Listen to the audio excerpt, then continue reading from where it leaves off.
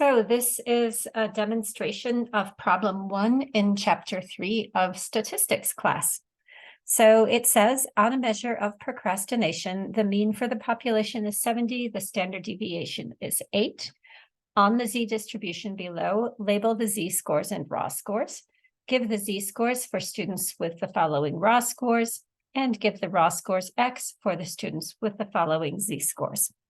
So let's go ahead and begin by doing the labeling.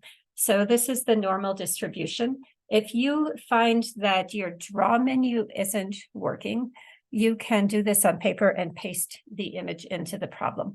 So we know that in the z distribution, let me get my own draw menu working here. We know that in the z distribution, we always have a mean of 0. And each standard deviation is one number. So here's 1, 2, 3. Going down from the mean, we have -1, -2, and -3. This is the z distribution. Then it says to label the raw scores also. So let's do those in red.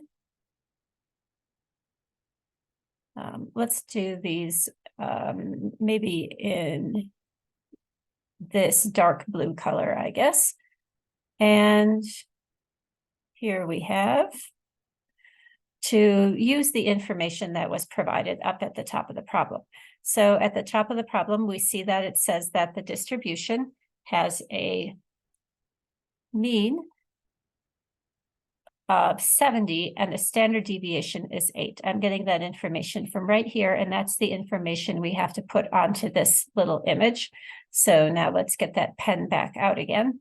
So here will be our raw scores x, and it said the mean was 70. So I'm going to write that right in the center underneath the 0, because a score of 70 will correspond with a z-score of 0.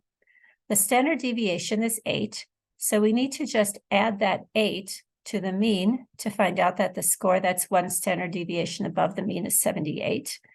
We add the 8 again to find out that the score of 86 is 2 standard deviations above the mean, and we add that 8 again to get a score of 94 at 3 standard deviations above the mean.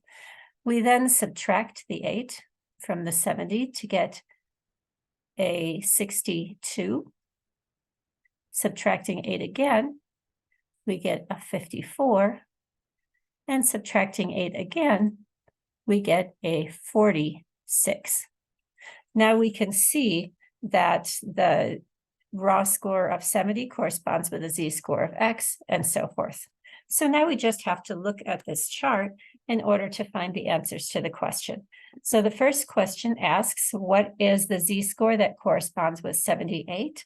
Well, I can simply look at the chart, and I can see the 78 corresponds with the 1.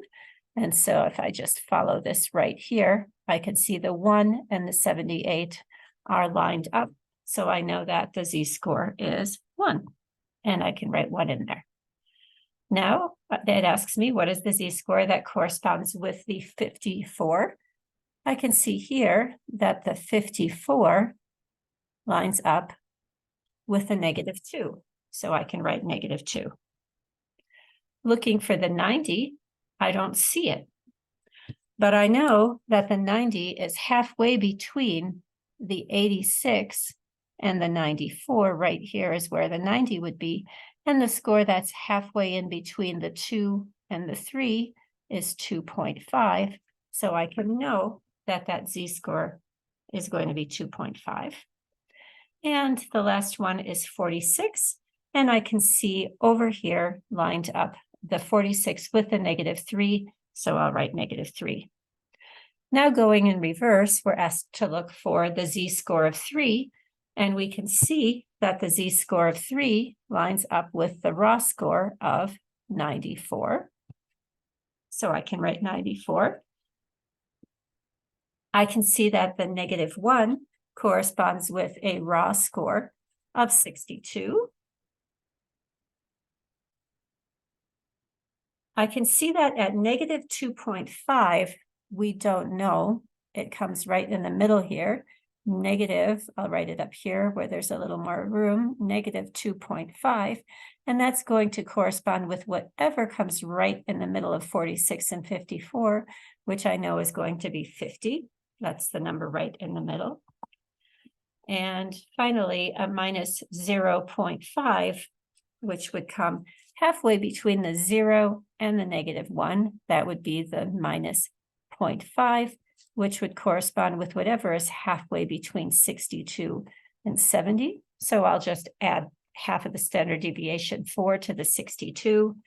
62 plus 4 is 66. And so that is the corresponding score that's right in the middle of the 62 and the 70. So hopefully that's enough information for you to be able to do problem 1.